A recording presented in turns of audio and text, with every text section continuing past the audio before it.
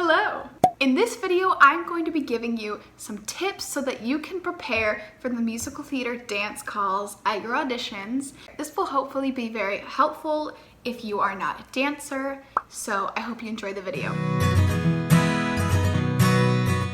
Now, of course, the first thing, you have to dance. Now, hear me out. Of course, you know that you can't get away with not dancing at all, but I do have some resources to help you practice dancing at home.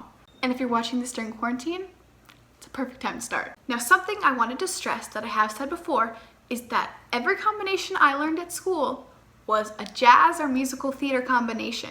So especially if you're not a dancer, start working on those styles exclusively. And something that most people have problems with is picking up the choreography, and it might be hard to hear, but practice makes perfect. The more you practice dancing, the better you're going to get at learning the dance moves. And something you can do is say the moves in your head as you do them or as you're about to do them, and that should help you. So, the materials I was talking about, Joseph Corella has incredible videos that are musical theater style dances, and they're awesome. I also have an entire playlist of his dances as well as beginner dance tutorials, and I have a playlist of dance videos that is about 160 videos. It's big, and it's getting bigger every day. The nice thing about YouTube is you can take it at your own pace, you can stop things, you can slow down the video. The thing you will have to think about is you have to mirror what they're doing. Like, this is my right, but when you're watching it, this is your left. So you're gonna have to switch the way that they are doing it when you do it. So to make this easier, you can put the letters L and R on pieces of tape and then stick them on the opposite sides. So the R will go on the left, and then you won't get as confused to which side is their left and which side is their right. You can also turn around so that your back is facing the screen, and then turn your head so you can see the screen. And when you do this, your right and left will match up with theirs.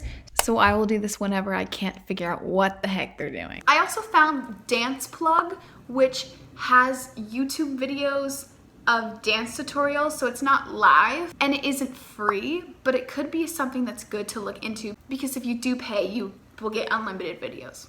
So something you definitely should do, which I think is really helpful, is videotaping yourself and then taking notes and making corrections. So I actually got this notebook for writing down like the corrections that I want to make to my dances, and I'll usually tape my phone to the wall and then watch it over, and it's crazy to think how much better they can get.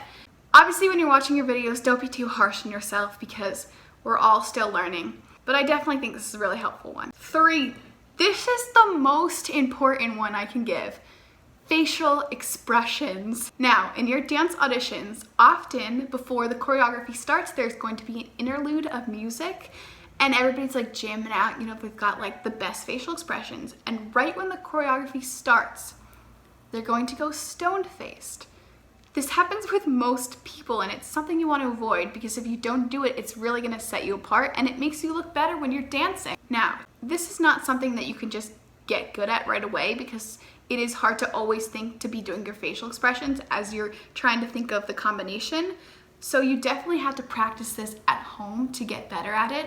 And something that I think makes it easier is coming up with a story for your character in this song. So you're not just like thinking, okay, I have to smile here, I have to like pop my lips here, you know? So like maybe your character is going to the city for this first time, or they're walking down the runway, or whatever it is, give them a story. So once you have your character and the location and what's happening in your dance, you can use that to influence your facial expressions and what they're going to be. So maybe in the song's interlude, you're looking up at the city and you're seeing all the big buildings and tons of people walking by, and so you're intrigued, or maybe you're scared. And then maybe as the song progresses, your character becomes more confident in their new city life, and then you'll have a more determined look on your face. So things like that is what you should do in your dance. And also it just makes it more fun. Next, practice your improv.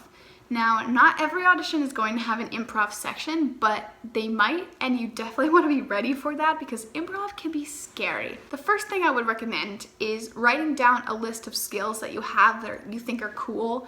or that you could do for an improv section, and maybe even choreographing like a small improv section that you can change depending on the music. But just having skills will make it easier, so when you're in the room, it's like planned improv and you're not just like, what do I do?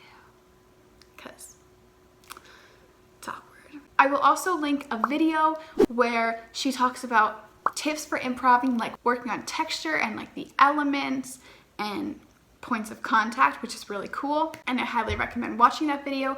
I will also give you another video of something you can practice with to work on your own improv. And something I would suggest is practicing your improv before you dance every day as your warm-up. Next one, of course, take classes. Now, I would, again, if you're not a dancer, focus on jazz and musical theater styles.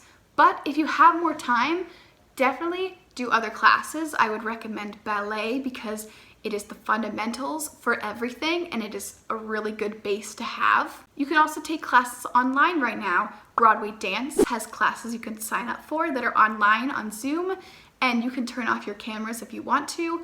LaDuca Shoes is also having classes 3 times a week that are free on Instagram Live, and I don't know if they're still doing this by the time this video comes out, but they did post the classes on their Instagram, so you can still find them. And I'll have more resources similar to the last few that I gave in the description below.